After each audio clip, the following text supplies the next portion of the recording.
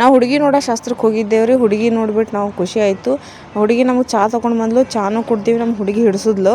ಅದಾದ್ಮೇಲೆ ಅವ್ರಕ್ಕಿಂತ ನಮ್ಗೆ ಅವ್ರ ಮನೆ ಭಾಳ ಹಿಡಿಸಿತ್ತು. ಯಾಕಂತಂದ್ರೆ ಹಳೆ ಕಾಲದ ಮನೆ ಈಗ ನೋಡೋದು ರೇರ, ಸಿಗೋದೂ ರೇರ. ಅದು ನೋಡ್ಬಿಟ್ಟು ನಾವು ಆಯಿ ಮುತ್ಯಾರ ಮನೆ ನಮಗೆ ನೆನಪು ಬತ್ತು. ಹಾಯ್ ಹಲೋ ನಮಸ್ಕಾರ, ನಾನು ನಿಮ್ಮ ಬಿಜಾಪುರ ಹುಡುಗಿ ಸಾರಿಕಾರಿ. ಏನಂತೀರಿ ಇವತ್ತು, ಏನಿದು ಸ್ಪೆಷಲ್ ಅಂತಂತೀರಿ? ಏನಿಲ್ಲ, ಯಥಾಸ್ಥಿತಿ ನಾವು ಕಾಲೇಜ್ಗೆ ಹೋಗಿದ್ದೀವಿ. ಇವತ್ತು ಕಾಲೇಜಲ್ಲಿ ವರ್ಕ್ಶಾಪ್ ಇತ್ತು. ಅದಕ್ಕಿಂತ ಮೊದಲು ನಾವು ಮಾಡಿದ್ದು ನಾಷ್ಟ. ಎಲ್ಲರೂ ಕೂಡಿಕೆ ನಾಷ್ಟ ಮಾಡಿಬಿಟ್ಟು ವರ್ಕ್ಶಾಪ್ನ ಅಟೆಂಡ್ ಆಗಿದ್ದೀವಿ.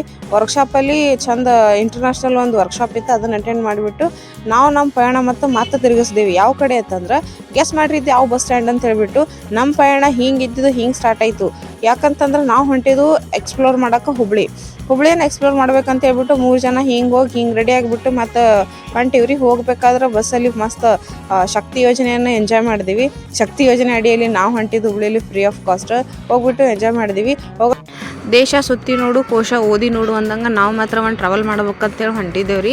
ಟ್ರಾವೆಲ್ ಮಾಡ್ತಾ ನಮ್ಮ ಡೆಸ್ಟಿನೇಷನ್ ನಾವು ಬಂದು ತಲುಪಿದ್ದೇವೆ. ಇಲ್ಲಿ ಬಂದುಬಿಟ್ಟು ಡಿಸ್ಕಸ್ ಮಾಡತ್ತಿದ್ದೇವೆ. ಏನಂತಂದ್ರೆ ಏನು ಮಾಡಮ್ಮ, ಹೇಳ್ತಾನೆ ಬೇಜಾರಾಗಿತ್ತು ಕೂತ್ ಅದಕ್ಕೆ ಏನಾದ್ರೆ ನಮ್ಮ ಮೈಂಡನ್ನು ಆ್ಯಕ್ಟಿವ್ ಮಾಡೋಕೆ ಉತ್ತರ ಕರ್ನಾಟಕ ಮಂದಿ ಹೇಳಿ ಕೇಳಿ ಮೊದಲು ಚಹಾ ಕುಡಿತೀವಿ. ಹೋಗಿಬಿಟ್ಟು ಚಹಾ ಕುಡಿದು ಮತ್ತು ನಮ್ಮ ಡೆಸ್ಟಿನೇಷನ್ ಇನ್ನೊಂದು ಸ್ವಲ್ಪ ಹೋಗ್ಬೇಕಂತ ಹೇಳ್ಬಿಟ್ಟು ಹೋಗಿ ಇಳಿದೇವ್ರಿ. ಅಲ್ಲಿಂದ ನಡ್ಕೋತ ಮನೆಗೆ ಹೋದಿವಿ. ಅಲ್ಲಿಂದ ನಮ್ಮ ಪಯಣ ಪಾಯಿ ಅಂತ ಮನೆ ಕಡೆ ನಡೆಸಿದೇವ್ರಿ. 3 ಮಂದಿ ಕೂಡ್ಕೇಶಂದ್ರೆ ಹರಟೆ ಹೊಡ್ಕೋತು. ಈ ಟೈಮಲ್ಲಿ ಕೂಡ ಮನೆಗೆ ಹೋದಿವಿ. ಮನೆಗೆ ಹೋಗೋದ್ರಾಗ ಅಮ್ಮಮ್ಮ ನಮ್ಗೆ ಫುಲ್ ಚಂದ ವೆಲ್ಕಮ್ ಮಾಡಿದ್ರು. ಅವ್ರಿಗೆ ನೋಡಿ ಫುಲ್ ಖುಷಿ ಆಯಿತು. ಅವ್ರು ನಮ್ಗೆ ನೋಡ್ಕೊಂಡ ರೀತಿ ಎಲ್ಲ ಭಾಳ ಖುಷಿ ಆಯಿತು.